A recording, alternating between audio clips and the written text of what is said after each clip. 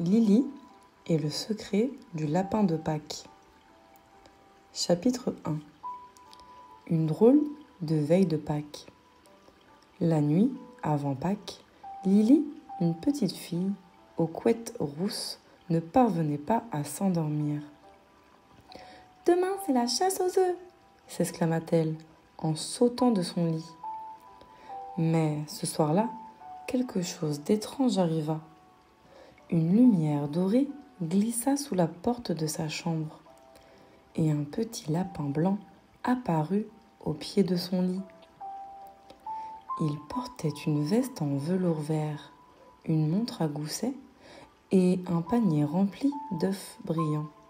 « Lily, j'ai besoin de toi, le temps presse !» dit-il en remuant les moustaches. Chapitre 2. Le voyage magique. Avant que Lily puisse répondre, pop, elle fut entourée d'une douce lumière. Quand elle ouvrit les yeux, elle était dans un champ de fleurs infinies où poussaient des œufs de toutes les couleurs. « Bienvenue au royaume de Pâques, dit le lapin. Je suis Archibald, gardien des œufs. » Mais Archibald avait un air inquiet. « Cette année, les œufs ne brillent plus. Ils ont perdu leur magie. Et sans elle, les enfants ne rêveront plus. » Lily posa la main sur un œuf. Il était froid, triste, éteint. « Comment peut-on les rallumer ? » « Il faut retrouver les 3 ingrédients du rêve de Pâques, dit Archibald, et tu es la seule à pouvoir les voir. Chapitre 3. Le rire de la cloche en chocolat. Lily et Archibald suivirent un chemin en sucre d'orge jusqu'à un petit clocher. Là, une cloche en chocolat fondait de tristesse.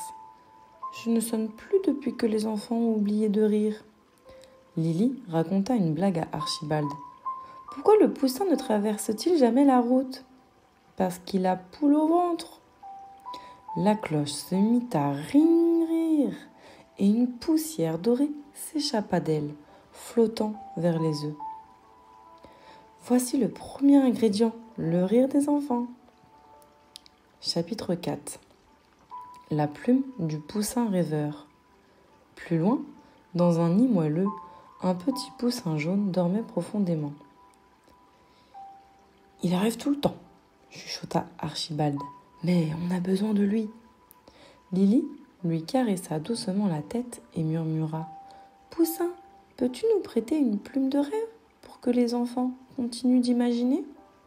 Le poussin ouvrit un œil, sourit et tendit une plume scintillante. À offrir aux enfants qui croient encore aux merveilles. Les œufs se mirent à trembler d'excitation.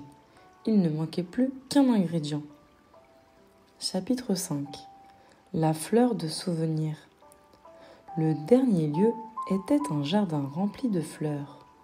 Une seule fleur ne s'ouvrait pas. Une fleur mémoire. « Elle ne s'ouvre que quand on se souvient d'un moment heureux, » expliqua Archibald. Lily ferma les yeux et pensa à la dernière chasse aux œufs avec sa mamie dans le jardin. Elle se souvenait du rire du chocolat fondu et du soleil dans ses cheveux. Pop, la fleur s'ouvrit et libéra une lumière rose douce et chaude. « Souvenir retrouvé, » dit Archibald en souriant. Chapitre 6. Le retour des œufs magiques. De retour au champ, Lily toucha les œufs et un par un, ils se mirent à briller, chanter et tournoyer, comme s'ils dansaient. Des arcs-en-ciel jaillirent du sol, des bulles de caramel flottèrent dans l'air, les œufs étaient prêts. « Grâce à toi, les rêves de Pâques sont sauvés, » dit Archibald en s'inclinant. « Mais je dois rentrer, non ?» demanda Lily en bâillant. « Oui, mais les œufs te remercieront demain. » Chapitre 7. Le réveil chocolaté. Lily ouvrit les yeux dans son lit. Avait-elle rêvé ? Mais sur sa table de chevet, il y avait une plume dorée, un petit œuf qui brillait et une cloche en chocolat attachée à un ruban rose. Et dans le jardin, les œufs n'étaient pas cachés, mais posés comme s'il dansait rien que pour elle. Depuis ce jour, Lily sait que Pâques, c'est plus qu'une chasse au chocolat.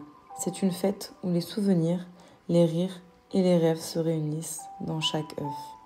Alors ferme les yeux et qui sait, peut-être qu'Archibald viendra te chercher, toi aussi, ce soir. Bonne nuit, petit rêveur de Pâques.